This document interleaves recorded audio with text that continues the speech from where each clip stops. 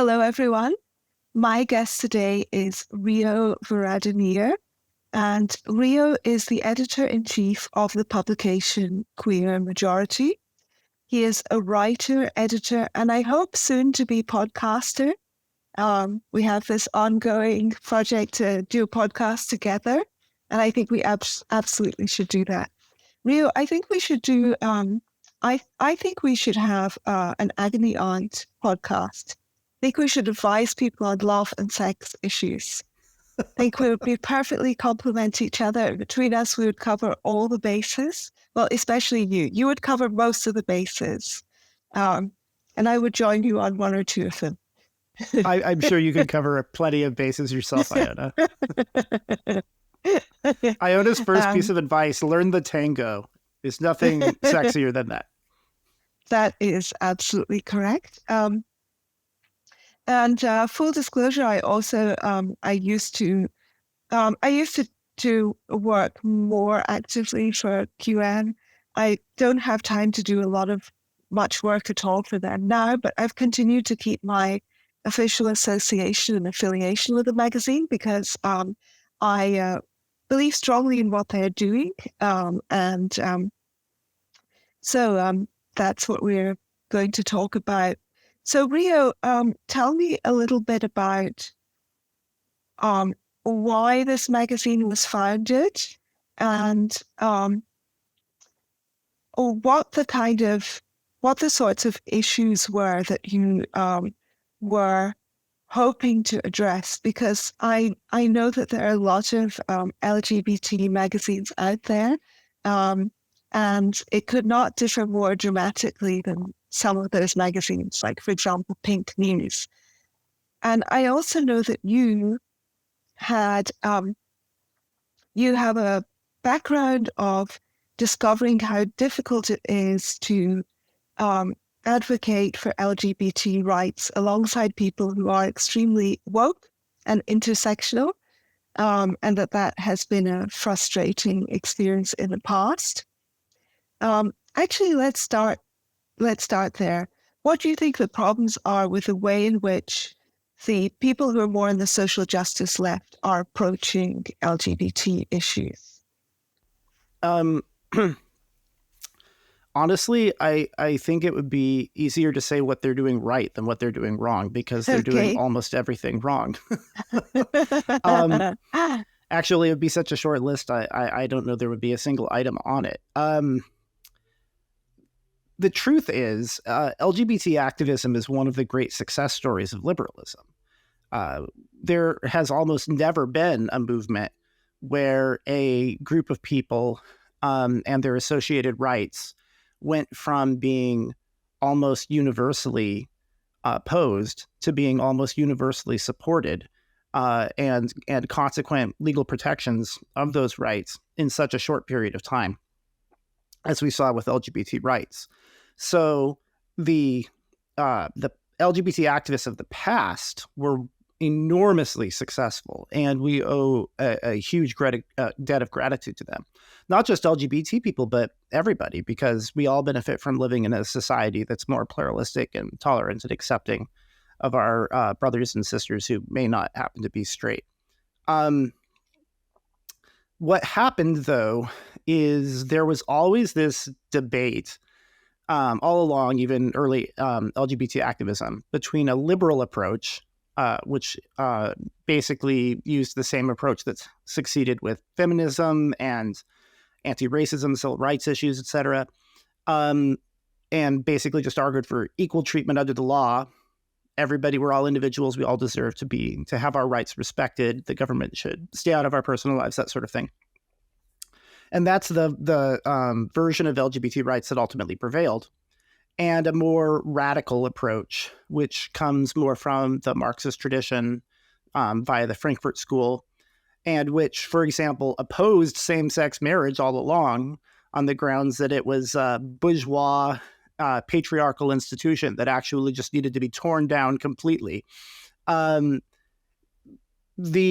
liberal approach ultimately prevailed, and we got same-sex marriage We got protections of LGBT people against discrimination of the same sorts we have against discriminating against somebody on the basis of their sex or their race, etc. But in a way, LGBT rights is a victim of its own success because we succeeded so quickly that a lot of people who had dedicated their whole lives to this cause suddenly found themselves out of work, so to speak. And a lot of nonprofits had to pivot and shift the goalposts to increasingly radical positions. In other words, basically embracing, ironically, the movement, the part of the movement, the more extreme part of the movement that had held us back and had really been an obstacle to progress all along. But they embraced it because that was yet to be done. And because it's yet to be done, you could justify keeping your nonprofits open and keeping your salaries and persuade well-intended people to donate you money, etc. The simple narrative, the way most people perceive it, is that they transition to trans issues rather than LGBT issues. But in my opinion, that isn't actually what the mistake was. The mistake was transitioning away from liberal approach to LGBT issues and to a critical, radical approach, which we should have just left in the dustbin of history. Could you give me some, are there some particularly egregious examples that you can think of? Well, I mean, in my own experience in... Please name names and let's Oh, take no. scalp. I can't. I wouldn't do that.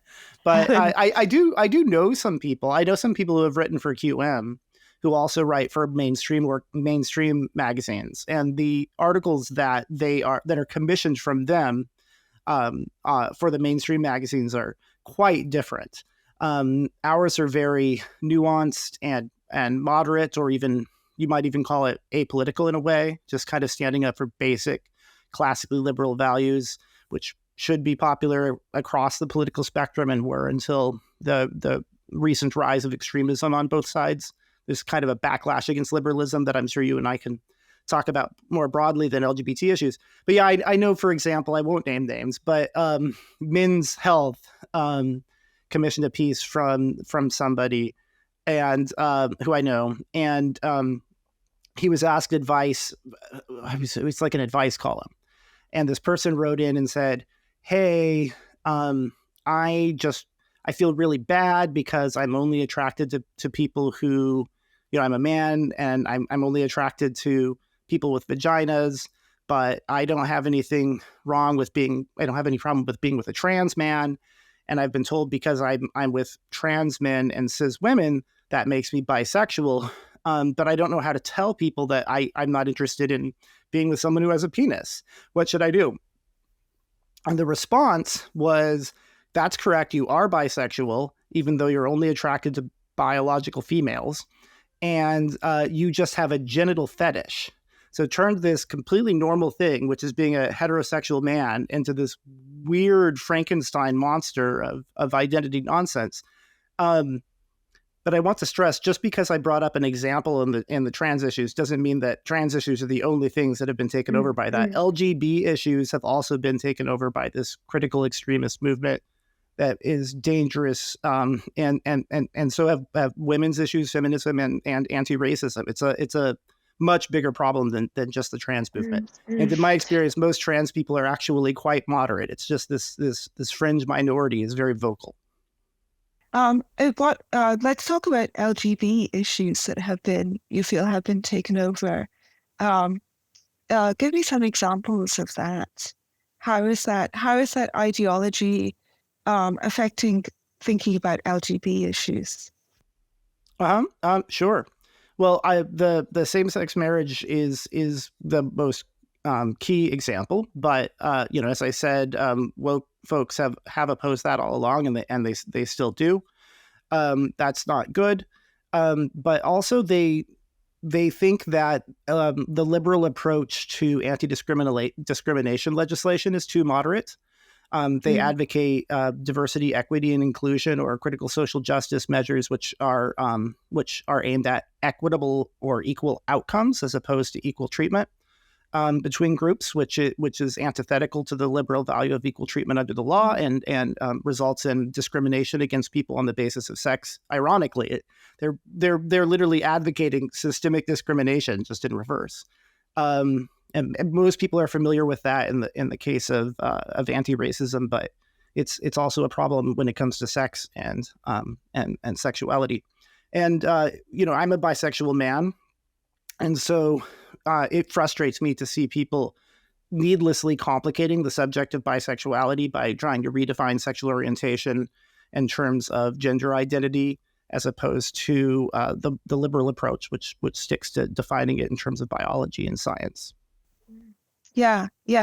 I think that it's particularly so not just because of the trans stuff, but the redefining of gender and sexuality. I think that's taken place partly because there has been a jockeying. There's among many people a jockeying for victimhood status, because claiming to be a victim can get you sympathy, can get you money if you have a nonprofit organization, or if you are an activist, can make your cause seem more pressing. And it can also, there's a kind of moral kudos, which is also kind of attached to it. And sexuality is more gameable than race in that regard. I can't declare myself to be Japanese, but I can declare that I could say that I was bisexual or queer, which is even more vaguer and more non-committal. And then I could claim that I have some kind of minority status as a result. And it's a theory that I have, which I was discussing recently with Razib Khan and Zoe Booth, that one reason why gender and sexuality issues have become particularly salient, and I think have gone in a particularly insane direction in my native Scotland, and to a lesser degree also in Canada, or to a lesser, this explanation holds to a lesser degree in Canada. Canadians are completely bonkers. No one can compete with them in that. But one reason is because there are so few people those are both countries, such white, overwhelmingly white countries, that it's very difficult to have some kind of status competition on the basis of race. Certainly in Scotland, there are very few people who are non-white. When Scottish men take their shirts off, it increases the albedo effect of the earth, and therefore helps us fight against global warming. Light is reflected off those vast white surfaces, those big drum-like, absolutely china white bellies that we have in abundance in our country. So just a shout out to us for helping with global warming. Not me, I'm half Indian, but the others. And so if you want to get into these kinds of status games that have been so incentivized on the left in recent years, one way to do that is just to claim a non-standard sexualized identity. Uh-huh.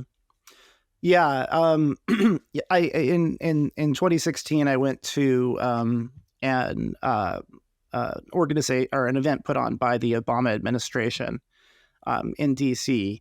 And I witnessed that firsthand. I mean, boy, that was almost 10 years ago now. But already there was this insanity where everybody on stage, they're just competing with each other in terms of who has the most oppression points. And if you were a cis white man, I don't know if there was a single straight person in that room, but just being male and white meant that you needed to shut up, to the point where people would exaggerate the amount of Native American in their family line or something like that, just so that they had so that their opinion would be listened to.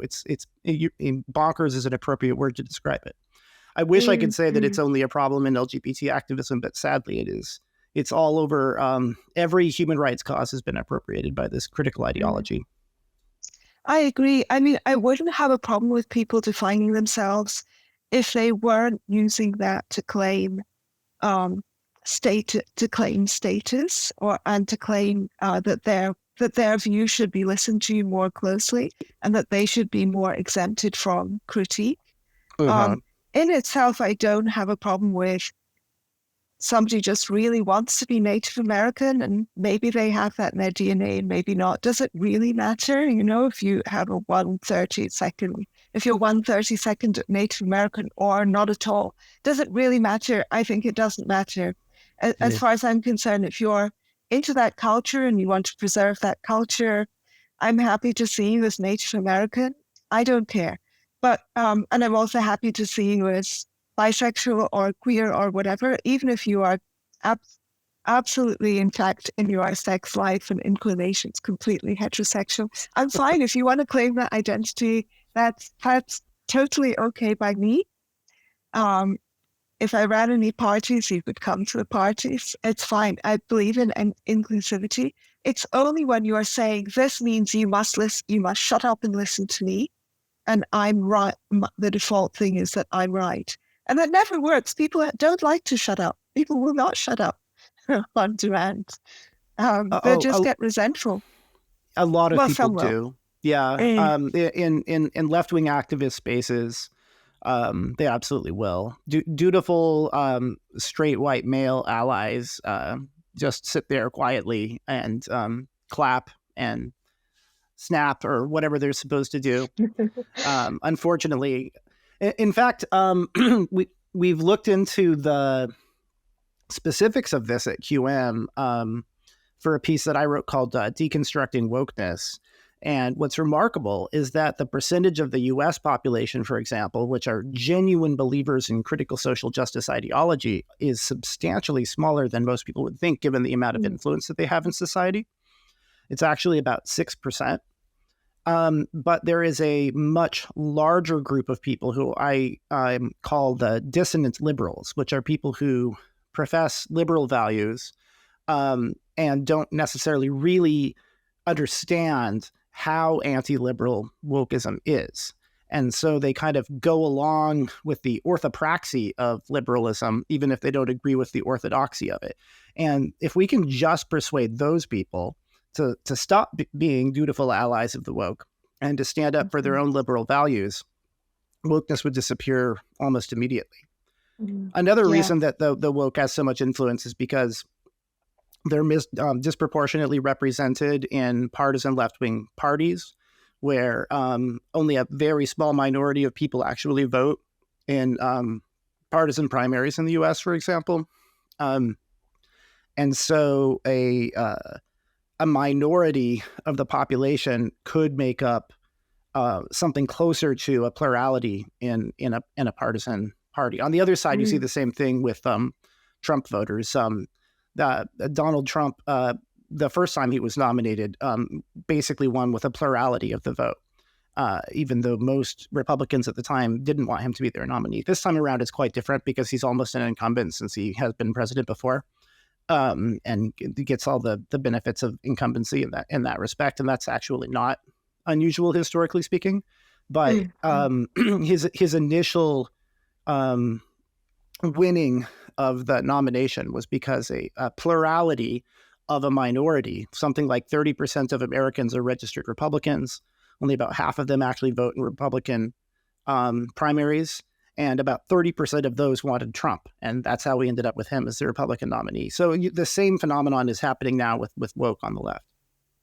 That's a really astute way of looking at it, I think. I mean, it's always true that, unfortunately, one reason why getting liberals together is a constant, frustrating herding of cats, is because people are more motivated to, generally more motivated to speak up about something, to go to a primary or even to a general election, are more motivated to write threads on Twitter or call into radio talk shows. I don't know if these even exist nowadays, or write comments on YouTube videos or make YouTube videos or whatever it might be. people who have very extreme opinions tend to also be more motivated. And very often there's a high correlation between, they're often unemployed also or underemployed, which we discovered in Argentina. That Javier Milei recently said that people who were blocking the roads, who were protesting on the roads, it's called a piquete in Spanish, blocking the actual road, that he would suspend their social security payments for 3 months. Whether or not you agree with this as a policy, it was interesting to see that the protests almost immediately stopped because most people at those protests are on social security. Those people with jobs don't have time. And so there is always this natural, this natural kind of impetus towards the extremes, which we have to keep on pushing back against. That's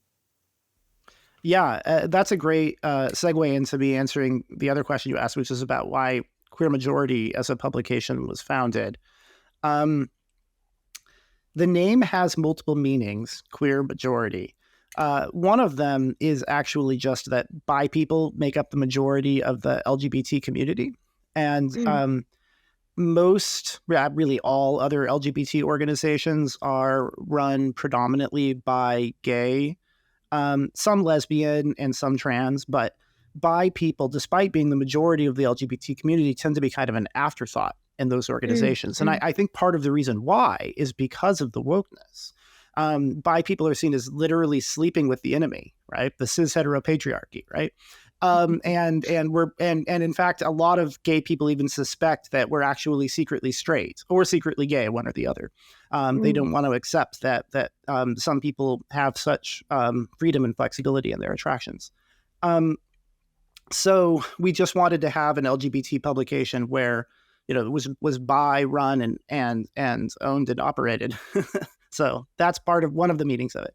Another is related to what you just said. If people are familiar with the term the silent majority. So queer majority in this sense means that the majority of people, we're standing up for the majority of people, which supports a liberal approach to LGBT rights, but we do not support the extremism that's being pushed in the names of LGBT people. So that's another meaning. And then the last one, which can take us into a point that you brought up about stolen valor.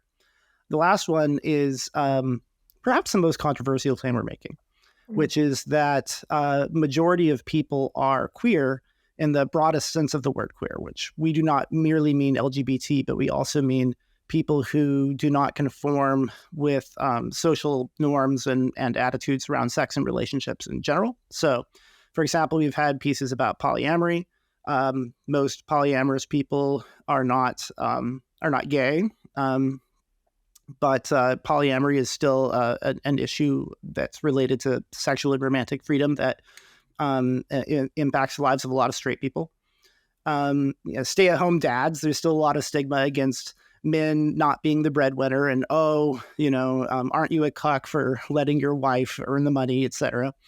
There are all kinds of issues. And so one way of moving away from the stolen valor form of queerness, the critical form of queerness, is to instead take a liberal approach of where it's about integration into society. And part of integrating is just to help everybody realize, hey, we're all individuals. We all benefit from living in a free and pluralistic society that values our rights as individuals. And straight people are part of that. So we have lots of straight writers. We put out lots of content that's of interest to straight people, pieces about BDSM. We had a piece by an older woman who's in her 70s, but still very sexually active. And she wrote a piece, these are things that I wish I had known about sex when I was in my 20s. It was kind of a guide for how to have a better sex life while you're young, that kind of stuff. But because we're bringing in a lot of straight people who are reading this content, they also come across content about LGBT issues. And it's part of just getting past this us versus them way of thinking and moving toward a future where people don't really care what your sexual orientation is. That's the ultimate goal, is getting to a place where it doesn't matter. I think it's interesting that in terms of race, for example, I think we could really, I could imagine a point at which we dispense with labels altogether. can be quite useful to have some statistical data sometimes to know, oh, there's a specific problem in the Somali community or in the Bangladeshi community or whatever it is with this type of crime or this type of economic problem. That can be, just having data is always useful if you want to improve things. But I could imagine coming to a point at which we just dispense with it altogether. And there are people like me who actually find it quite difficult to say what race we are in a genuine way. But when it comes to sexuality, the labels can be really important because you do want to know, at least in romantic and sexual situations, you want to know whether you stand a chance with a particular person or not. And occasionally you may want to know whether you can feel safe with that person or not if it's some situation of potential danger. Like one of my best friends said that it was very late at night and he got into a lift where there was only a woman there on her own. So he immediately flamed out, "Darling, I love your handbag," to sort of make her feel better in case she needed reassuring. So I think that there are, but mostly it's in potential romantic and sexual situations, which can actually be pretty useful to have the label and to know, okay, this guy who I fancy, but he is gay, so I won't pursue that. Or actually he's bisexual, so maybe I could pursue it, etc. I think that that's useful. It's probably especially useful for exclusively gay people, to know who their potential sexual partners are. So I kind of feel like those labels will be there forever. So one of the things that I really like about the magazine is that you continually emphasize that protecting sexual rights and freedoms for adults is important for everybody, no matter what your sexuality. And I think that's absolutely true. That of course you can fight for specifically LGBT issues that primarily affect LGBT people, but the kind of more liberal and permissive attitude towards sexuality is generally, I agree with you that it's generally beneficial. Do you think that there are situations in which it is not socially beneficial? Do you have any sympathy with conservative concerns about overly permissive attitudes towards sexuality? That's a good question. I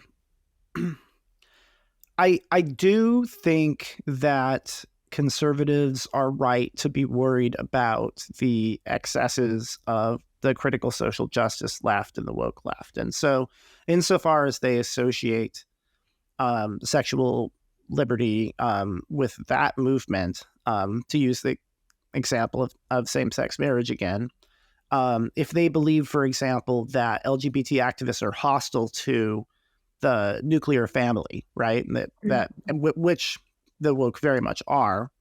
If they believe that we are coming for your kids and we're going to try to indoctrinate your kids in critical pedagogy, a la Paulo Freire or whatever, I think they're quite right to be worried about that. But I understand your question to be deeper than that, and asking me if I have any sympathy with conservative concerns about liberalism going too far. Yeah, particularly sexual liberalism.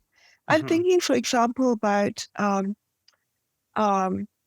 conservatives' concerns about drag queen story hour and about I mean, I'm a strong supporter of sex education in schools, but I can see that there can be a fine line between sex education, kind of sexualization of children.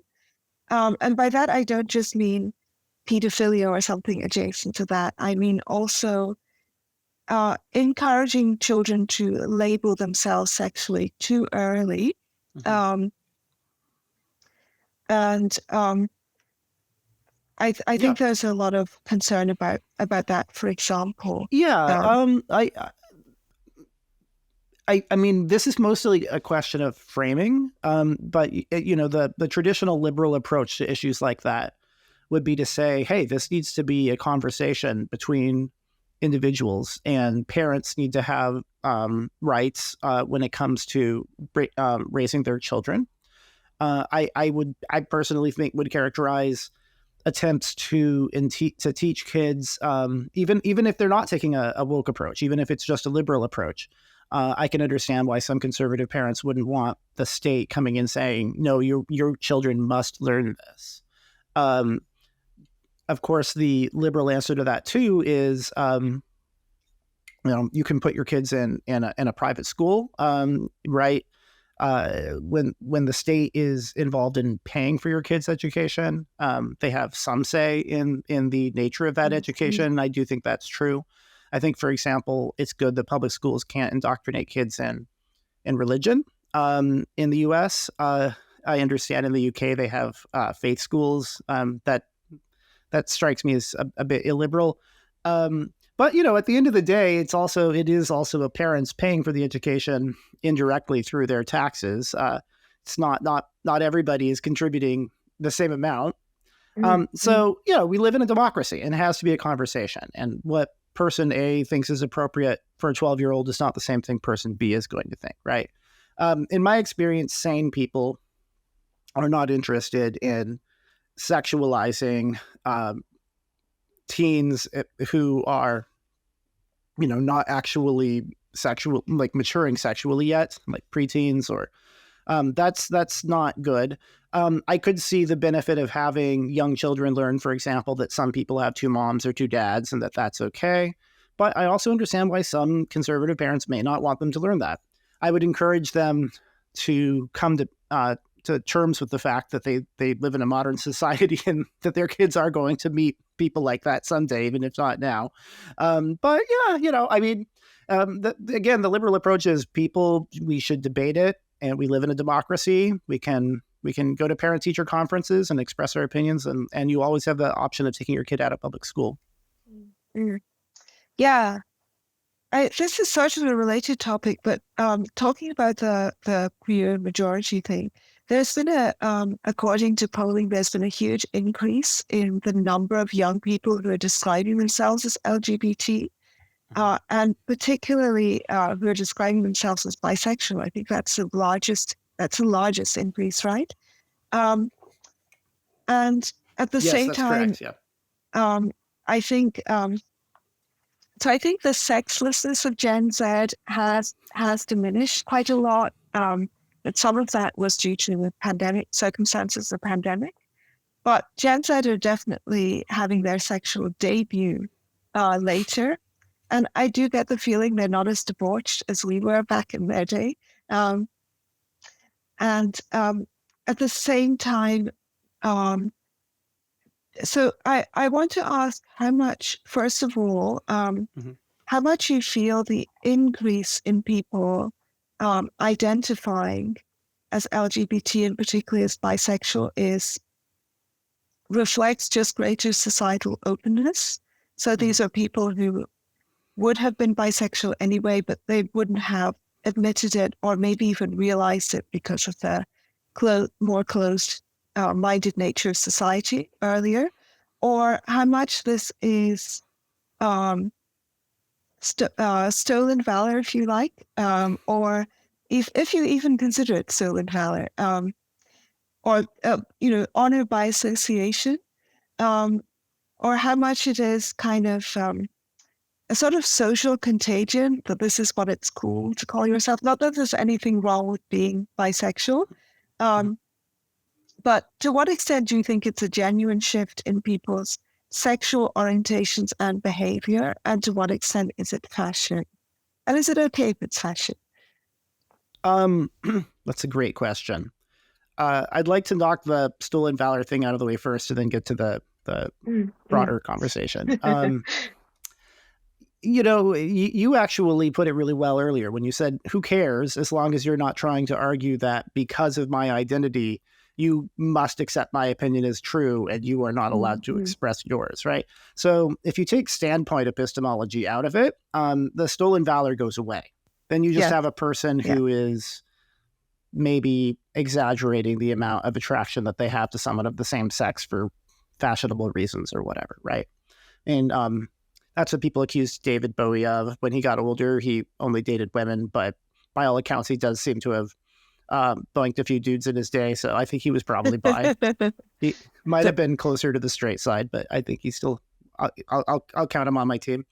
But yeah, in terms of how much of it is real, that's a great question. So the first thing to notice is, as you said, it's mostly a matter of people coming out as bisexual.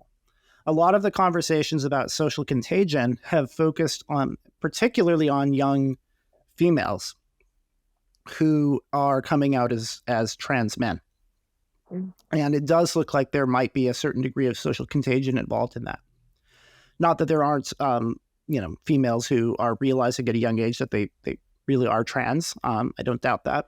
But I do think that there is some evidence in the data to suggest that there's some social contagion involved there. And I think it's quite appropriate for parents to play a good role in their children's lives. If you're talking about minors, it's perfectly reasonable for parents to be skeptical about that and talk to their kids about it, make sure that that's really what they want. And I think it's appropriate for a liberal democracy to debate whether or not minors should be transitioning at all. Whereas, of course, when it comes to consenting adults, I mean, do whatever you want, as far as I'm concerned, right?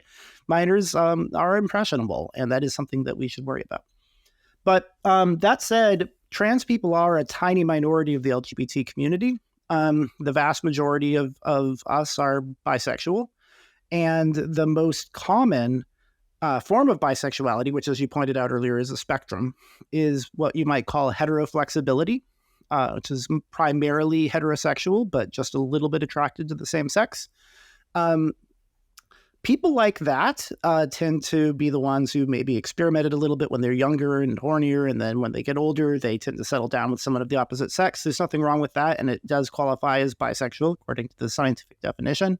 People who are really straight will know exactly what I mean when I say, hey, buddy, are you going to have sex with another dude? And they would never even think of it. Absolutely not. The thought just grosses them out, right? So those people are 100% heterosexual. But there are quite a lot of people who are just mostly straight, and they enjoy sex with the same sex every now and then. But it doesn't mean they're going to marry someone of that sex. And so is it possible that 28% of Generation Z is actually LGBT, scientifically speaking? Absolutely. It is entirely possible because of we actually have recent evidence about this. We published a piece about a study of monkeys, rhesus macaque monkeys. The piece had a funny name, Monkey Business, Bisexuality Pays Off. And the teaser was new primate. Yeah. The teaser was new primate research shows the evolutionary benefits of swinging both ways. And what we found is among these monkeys, homosexuality, exclusive homosexuality is basically non-existent. We weren't able to see any examples of lifelong exclusive homosexuality, but bisexual behavior was very common. Very common. 28%, absolutely. No, that's 100% within the realm of what's normal according to nature. And not only that, but the bisexual behavior correlated with having more success in procreation, partially maybe because they had a bond with their buddies who would help them, and they'd get fewer fights, or they'd have someone to back them up. There's speculation as to why, but the correlation is well established from that study. And after that, some researchers at the University of Michigan recently published in the journal Science Advances that evidence showing that in humans, the genes associated with bisexuality are also associated with more procreative success, with having more children in humans as well. So when you realize that there's nothing about being bisexual which precludes procreation, you also suddenly notice that evolutionary mystery of how same-sex attraction could possibly evolve and not be selected out goes away. In fact, bi people appear to be having more kids than exclusively straight people. Maybe it's just because they're that much hornier. I don't know. But so, is it possible that it's that the social contagion isn't really the explanation, and that it really is just greater acceptance and more people coming out as LGBT? Yes, but we shouldn't freak out. It doesn't mean that the population is going to drop. Because the vast majority of those people are ultimately going to settle down with someone of the opposite sex and have children, probably. Yeah, I think in evolutionary terms, the mystery has always been obligate homosexuality, as I think they call it, especially obligate male homosexuality. In the animal kingdom, that's extremely rare, whereas bisexual behaviors, as you said, are extremely common. Yes. Yeah, so what's unusual is not being same-sex attractions or same-sex sort of sociosexuality. That's frequent. I was going to say normal, but that's too value-laden. I'm just talking about statistical numbers here. I'm not saying Sure. there's anything wrong with being exclusively gay. Not at all. Certainly not. But yeah. That's common, and what is uncommon is not being attracted to the opposite sex at all, and therefore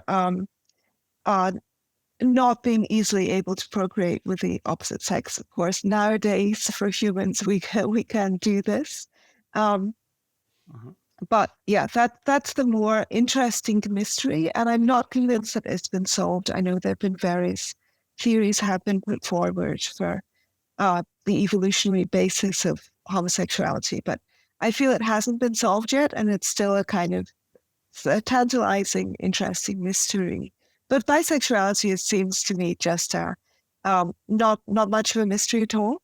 There are lots of situations in which it could be beneficial from a bonding perspective to have sex, despite there being no possibility of offspring. Yes. Yeah. That I completely agree. There certainly is some mystery about obligate homosexuality remaining. I agree. But if you think of it as a spectrum, some of the mystery goes away, in my opinion, because if evolution can take you so far, then the little bit that's left to be explained, it gets smaller. And that little bit could be explained by culture, even possibly, for all we know. I think I'd like to talk a little bit more about the magazines. Let's begin with the actual founding of the magazine. When did you found it, and why? And was there a specific trigger at that time that led you to believe that it was necessary? Was there a kind of last straw feeling? What were the circumstances surrounding the establishment of the magazine? Basically, there wasn't an LGBT magazine which took a traditionally liberal approach to the issues. There wasn't one which gave bisexuality its due, probably because of the same reason that I said. And in advocating, I was doing more traditional activism, and I still do as well, in addition to editing QM, traditional activism for bi people in particular, because it's close to me as a bi man. And I kept coming across so many roadblocks, and I expected them to come from the Christian right, but seeing them come from people who called themselves progressives and sometimes liberals, the dissonant liberals, were a bit confused, and going along with the orthopraxy of CSJ, it made it very clear not only that we needed to have a more liberal LGBT magazine out there, but that there would be no way for this movement to continue to succeed without it, because the backlash against the critical approach is already here. And support for LGBT rights in the West is still quite high. It's about 67% in the US now, but it was 71% about a year and a half ago. Trans issues have seen an even bigger drop in support. Believe it or not, a small majority of people in the US used to support trans rights, and now it's a minority again. And that's despite trans issues getting more attention, not less. And I think it's not in the interest of, well, clearly it's not in the interest of trans people to be pushing this style of activism in their name. So that's basically what it comes down to, is we realized that we needed to have a space where we could talk about these issues because nobody was putting out a traditionally liberal opinion from an LGBT perspective at all. And any other activism that we were doing was just spinning our wheels. Yeah, it was around 2000. Yeah. Oh, sorry, you asked when. It was around 2019 yeah. when it was founded. We actually started brainstorming it up in 2018, but our first articles dropped in 2019. Yeah, I have noticed a drop-off in support for LGBT rights. And I don't mean in support for the more extreme ends of the activist spectrum, but just straightforward, good old LGBT rights. There has been a drop-off. People have begun to feel, people on the right and more conservative people have begun to feel that supporting gay rights is also supporting an affirmative model of treatment of gender dysphoric children, so pushing gender dysphoric children onto a medicalized path with puberty blockers, that it's going to be support for a very sexualized kind of drag queen story hour in which drag queens are stripping and stuffing dollar bills down their G-strings or whatever, rather than the traditional panto-style man in a dress, which I remember from childhood. Sure. And they're also concerned about they're concerned about the erosion of kind of traditional values and also the sort of demonization of straight people or of people in traditional relationships. So I think there's a lot of that stuff has led to many on the right being at least more lukewarm about LGBT rights, and in some cases becoming quite reactionary. So there's been a little bit of a nudge in that. Everybody has been nudged somewhat in that direction. And that is a tremendous shame to me. Also, particularly with the trans rights stuff, people have begun to feel they can't support trans rights because that would mean supporting self-identification for male sex offenders being sent to women's prisons. It would mean having people who are born male in women's sports. It would mean also denying science, pretending that the human race isn't fundamentally a race with two sexes, etc. So a lot of stuff that I also find a huge overreach. Mm-hmm. But as a result, I'm seeing a lot of pushback against things that I think are just absolutely within the rights and freedoms of consenting adults. And one incident recently brought that home to me, and that was, you must have followed this with Phil Illey. Actually, I wonder if you covered this in QM. This is absolutely the kind of thing you would cover.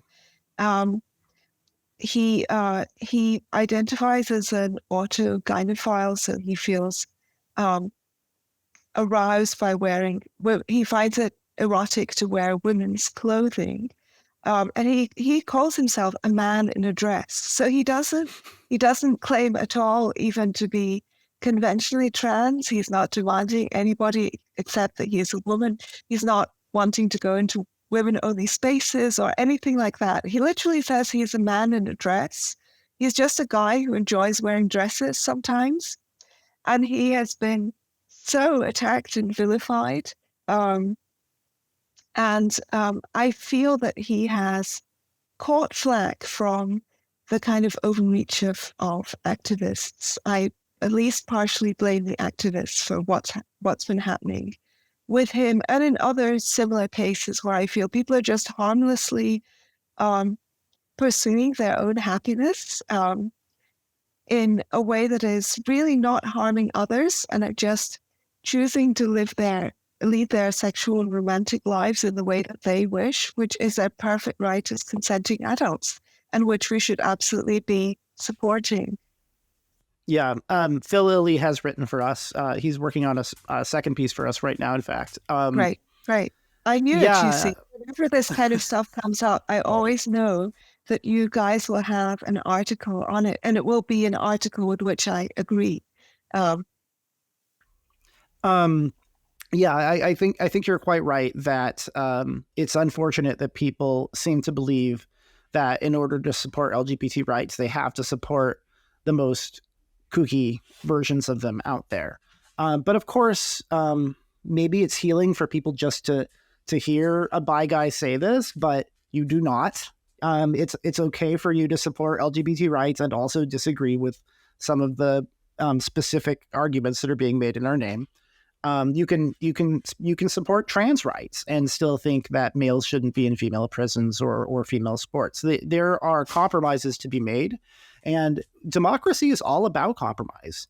It's about finding consensus. It's about finding a position that everybody can be happy with. And unfortunately, extremists on both sides have a tendency to try to erase the middle. I think part of what we're seeing, and you're right, Iona, that the drop has been predominantly on the right, so to speak. So a couple of years ago, a majority of Republicans in the United States, which again is only about 30% of the population, so they're the most, quote, right wing, according to the overly simplistic left-right model, Americans. And a majority of those, until very recently, used to support LGBT rights, and that's dropped down to a minority. And it wasn't just a few percentage; it was almost 20% drop. So it is predominantly on the right. That said, there is also a problem with the left around a lot of these issues too. And you see a lot of gender critical feminists who went from arguing a perfectly reasonable position and a relatively liberal one to actually becoming transphobic, as opposed to merely being called transphobic. Maybe if you're called it long enough, it starts to become true. I don't know. Well, for some people, it's quite concerning. I think J.K. Rowling has never become transphobic. Never was, and that was always a ridiculous accusation. But in some cases, yes, people do become radicalized, and it's there's a ratcheting up of discourse that causes people to diverge more and more. The polarization happens. Yeah, I would say it's to move away from the trans issue slightly and show that the same dynamic happens in LGBT issues as well. There have always been a lot of gay separatists, and this is a group of people which does come from a traditionally neo-Marxist Frankfurt School approach to identity politics on the left. Not of an especially woke kind. In fact, a lot of them think of themselves as anti-woke because they haven't embraced postmodernism in the same way. But they will say, "Oh, we don't want all of these straight people coming into our movement and advocating for their rights." They'll even say, like polyamorous people and BDSM enthusiasts are degenerates. I don't want them associating themselves with my wholesome homosexual marriage or whatever, right? And that is quite far left. I mean, you're literally talking about people who unironically identify as Marxists in 2024, which is a remarkable thing. I know. So it is a problem on both sides, I'm afraid. Whenever I hear that, I'm afraid I just think, grow up. Sorry. Being a Marxist in 2024 is just, I'm going to roll my eyes here. Sorry. Especially after you reach adulthood. I mean, we all went through a period where, you got into whatever while you were a teenager, but eventually you grow out of it, But I actually wanted to talk a little bit about the youth sex drought that you brought up too, because we did a piece about that recently too. And I didn't write it, but I was quite, as the editor, I was quite proud of it because it was somewhat of an original argument on our part. And recent studies of the youth sex drought actually did break it down by, they didn't break it down by sexual orientation in granular detail, but they had LGBT data separated from the heterosexual data.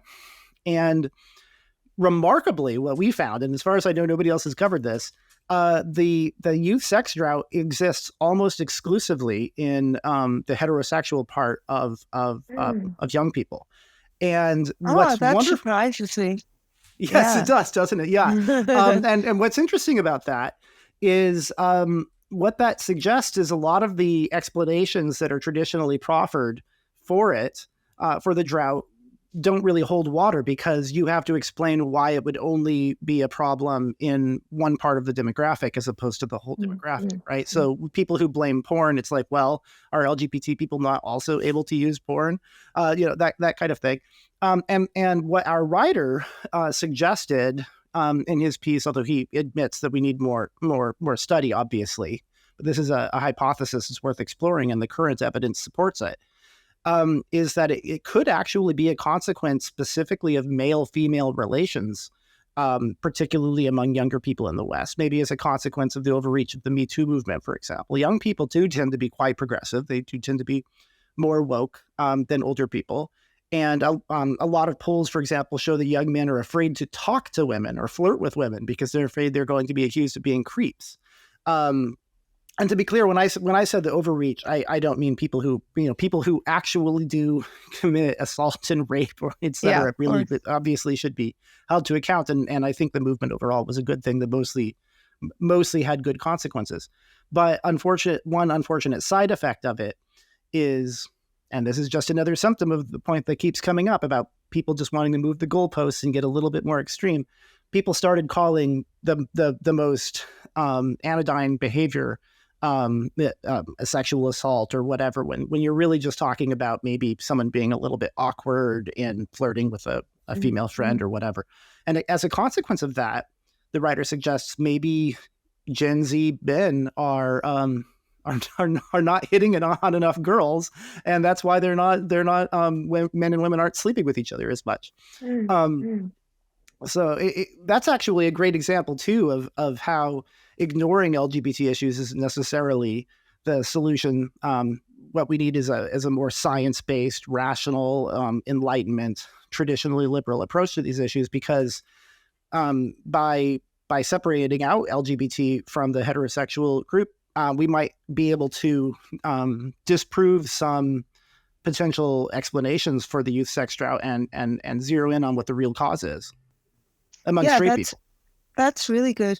I had a different intuition about it. My intuition was probably wrong, or at least needs to be put to a better test, which is that I felt there's a kind of, there might be an inverse correlation between how precisely and how much detail people are describing their sexual identities and how much they're talking about and defining them and how much sex they're actually having. In the same way as, I once went to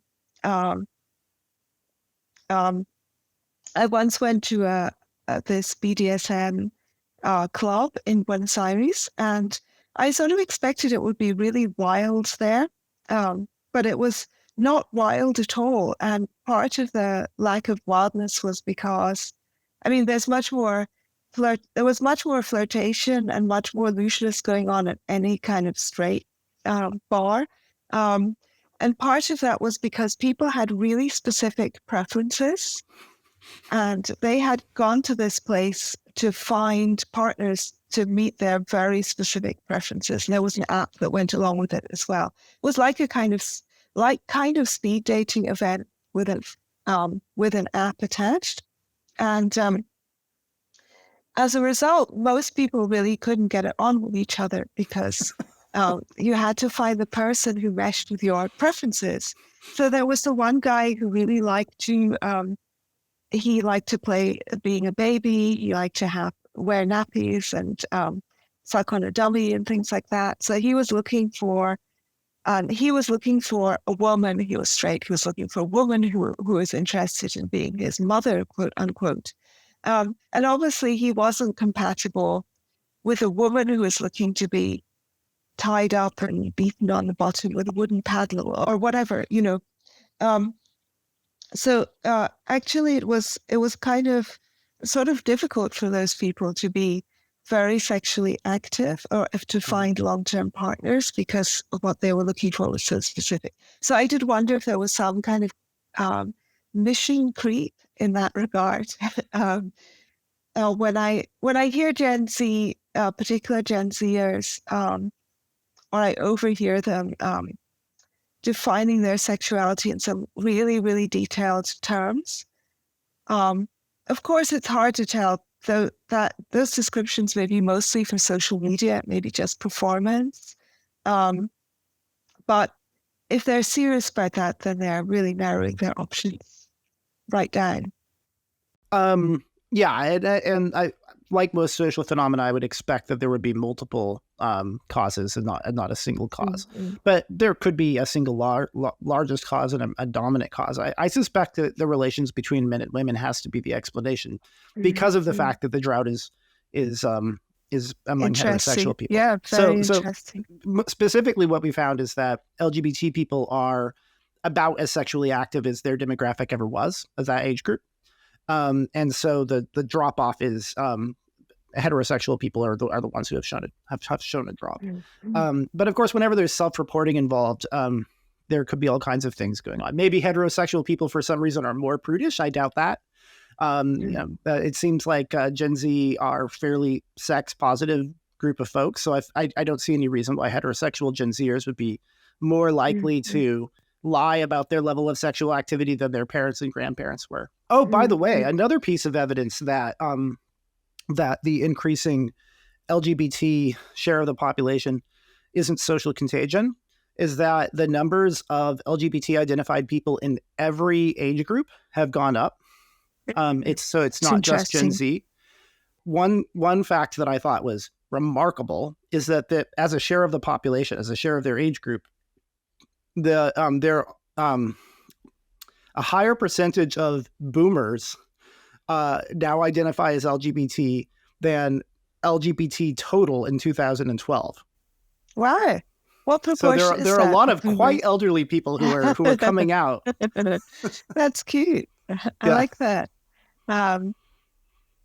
Yeah, I think so. One of the things about the publication is that you are it's a bisexual run publication largely, or at least largely. You're very inclusive about who writes, who you don't care about the sexuality of anybody of people who write for you or edit for you, etc. At this point, I think we might have had total more straight people write for us than any other, or that could well be true. Well, there's a lot of it about. You've got to be careful, otherwise you run into those people everywhere. Scary. But I think that there are some specifically bisexual issues, and one is the kind of very persistent failure to take bisexuality seriously, and particularly for young people. So when I was working briefly for bi.org, who are the kind of parent organization for queer majority, I read a lot of testimony from young people who said things like they were made to feel unwelcome at Pride, or they were asked to leave LGBT spaces because they were not properly LGBT. Let's leave out the trans stuff for the moment. They were not properly LGBT because they'd had relationships with people of the opposite sex. There was also a guy who said, he had been to Pride every year and he wanted to bring his girlfriend to Pride because now he happens to be dating a woman before he was dating a man. And she was just absolutely vilified. And many people said to her, your boyfriend doesn't actually love you. He is just with you to try to disguise the fact that he's gay, etc. I heard a lot of testimony like this, which was, I I used to be kind of skeptical about the idea of bisexual erasure because I felt as though if you're bisexual but in a straight relationship, you kind of have nothing to worry about. You're just basically like a straight person to all intents and purposes. And I've um, having having seen some more behind the scenes, having heard from more bisexual people, I've actually changed my mind about this. I think it's um, very damaging, especially for young people, to not have your relationships in particular taken seriously.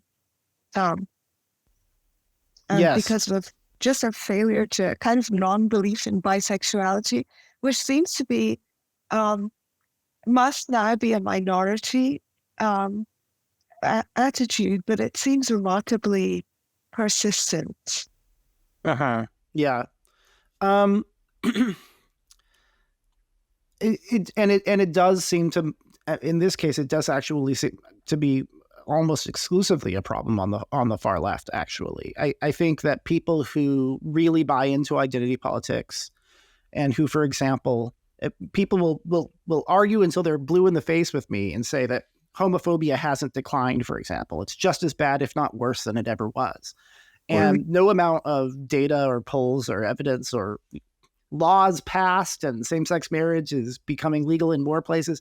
None of these facts are going to change their minds, because there's something about it's like an existential mooring for them. It's like a fulcrum around which they orient their lives, is their identity as a gay person.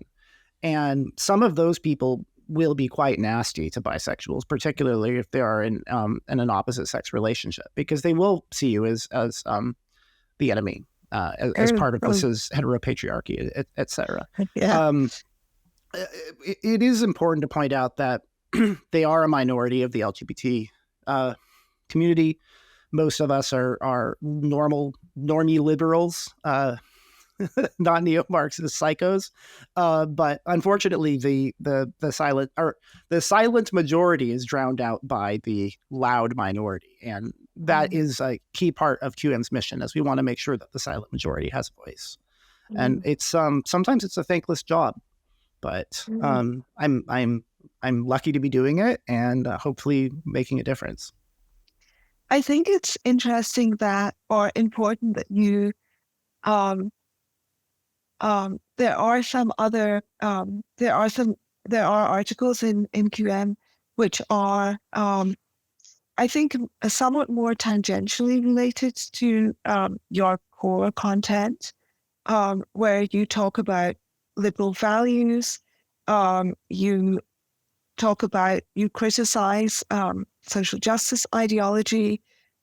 You also draw attention to the plight of gay people and LGBT people outside the West, which is often glossed over by the kinds of far leftists who are knee-jerk anti-Westerners.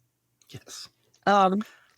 And you see kind of an anti-totalitarianism as being key to safeguarding LGBT rights. I correct in that. Absolutely. And I think that, Go ahead. Yeah, no, finish your thought. I see the opposite thing happening among many on the left, and it's first of all, it's the hijacking of individual causes by this Borg-like totalizing ideology. I think, let me try and give an example of that.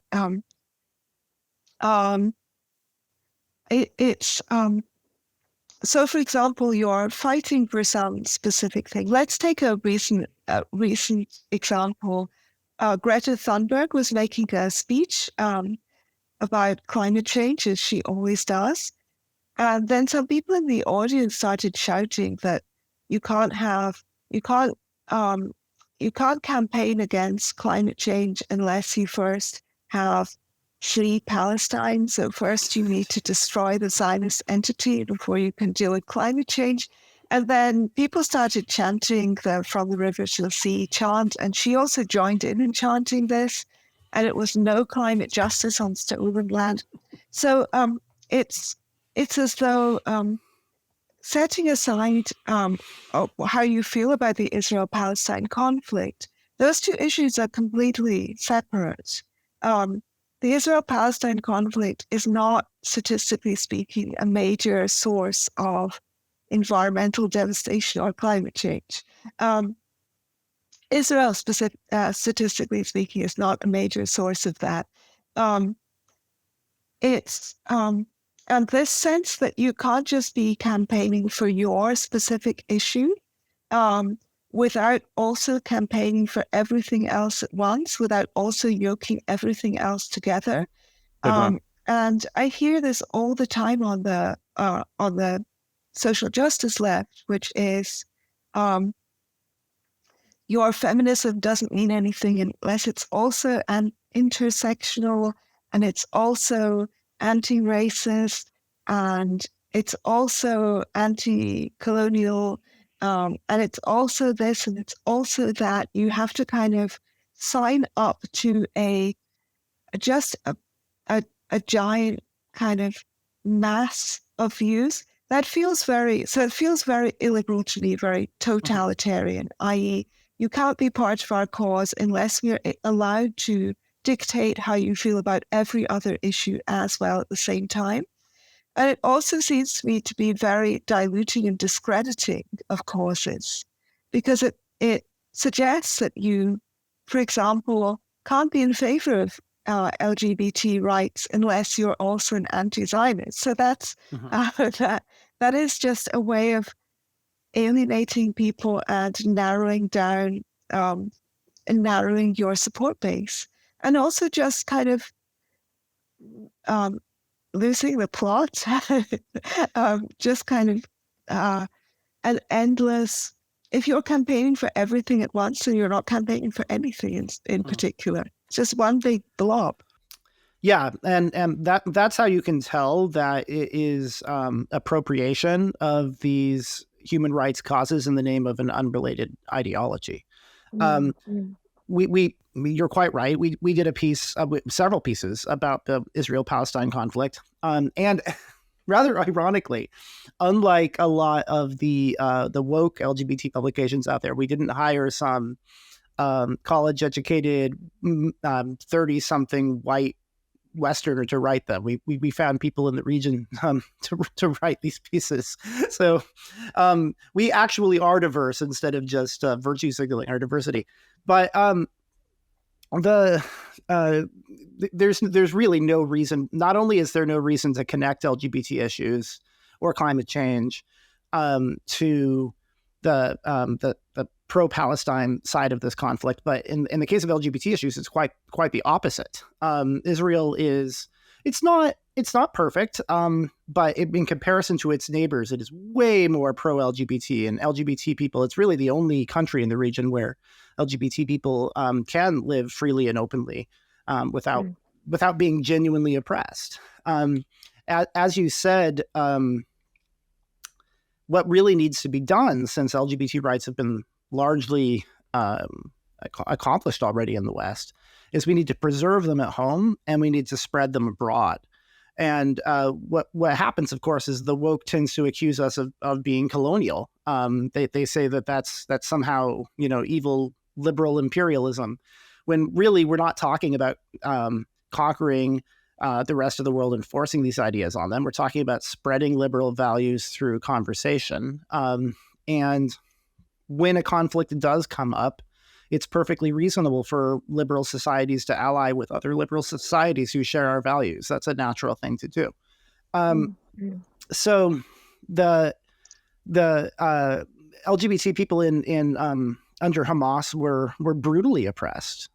So there really is no rational reason for the LGBT movement to be out there saying queers for Palestine, other than the fact that this far left movement isn't really interested in LGBT rights. What they're interested in is appropriating us in the name of their anti-imperialist kind of neo-Marxist agenda. And it is quite anti-Western.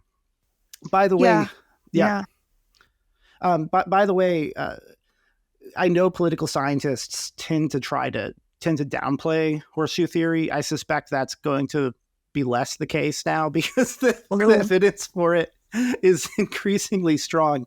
I mean, you have far right literal Nazis arguing the same thing, which is that Zionism is the actual cause of all the world's ills. So it's really interesting bedfellows they've got there. I particularly dislike the charge of pink washing, which is a term that people use on the left to suggest that you are you should be for example, you should be supporting the Palestinian cause, and in doing that, this is just one example. Of course, it's not all about Israel-Palestine, but it's a good example of how they use this accusation. You should be supporting that cause, and you should kind of ignore the fact that that Hamas are stringing gay people up from lampposts and things. The Houthis just executed 13 people for homosexuality.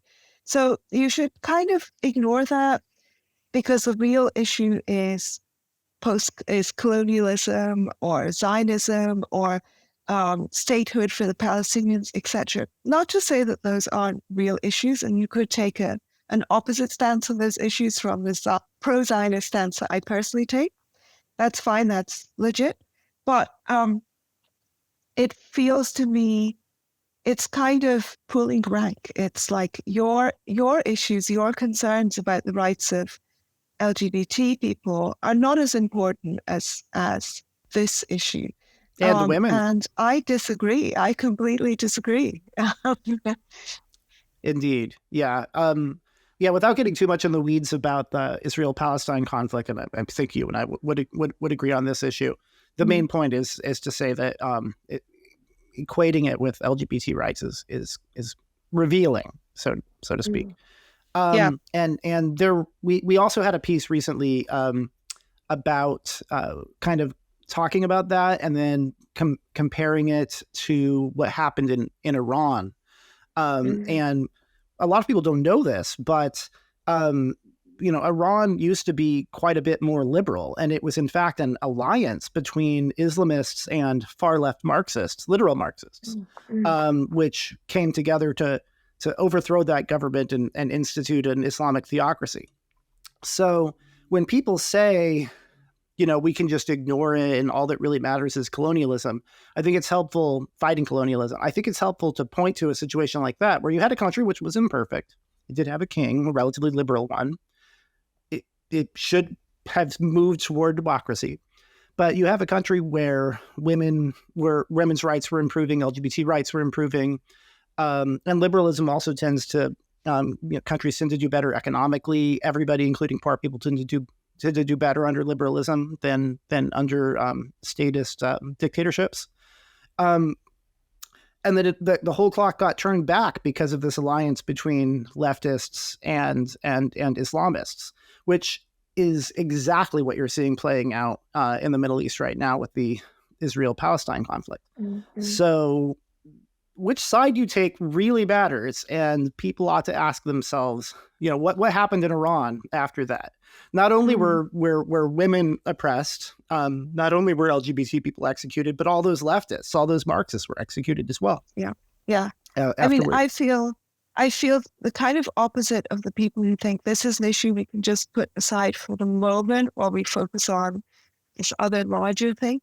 And of course, many of those same people are ridiculously are concerned about supposed infractions against LGBT rights in the West to the point of paranoia, and are happy to ignore, 13 people being executed.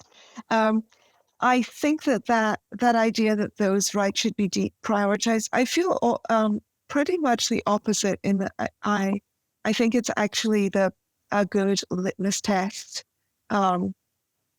that gay right, the state of gay rights in a society is a very good proxy for the kind of health and ethical status of that society.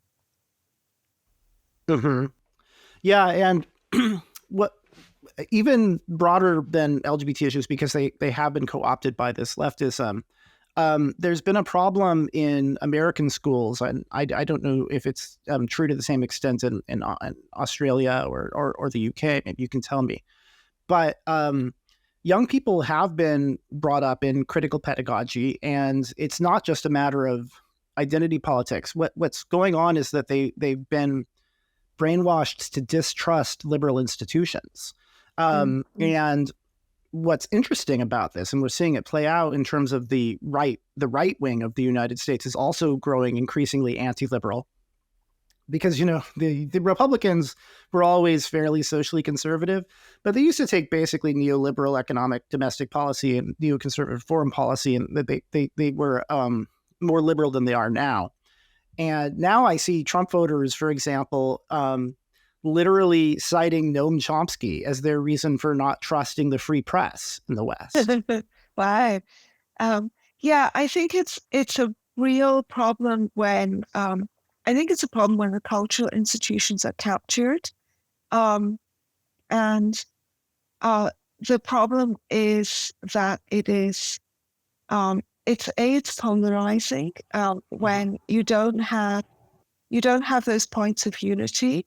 And also it drives people towards alternative sources of information, which are often very unreliable and are often real kind of echo chambers. So I think that's definitely true in Australia. The universities are extremely left-wing, and not just left-wing, but extremely social justice, far left-wing. And of course, that means that people who don't agree with that ideology, many of them just don't trust what's coming out of universities.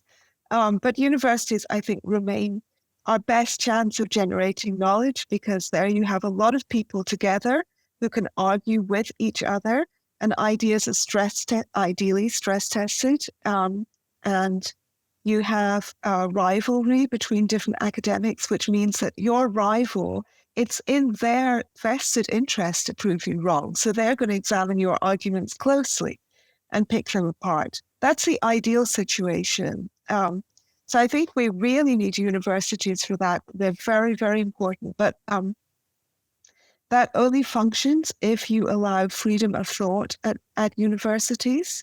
And I think, for example, it's very wrong that Australian universities are just taking a political stance on many controversial issues on which the nation itself is divided.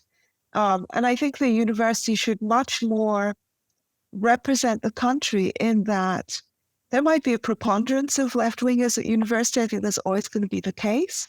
But nevertheless, it should be possible to voice non-left-wing views at the university. It should be possible to debate things in a genuinely more open and free manner. So, for example, there was recently a referendum here on the Indigenous voice to Parliament, which was an advisory body of Indigenous people, which would be written into the Australian Constitution, so that certain laws would have to be, consultation with the advisory body would have to take place on certain occasions.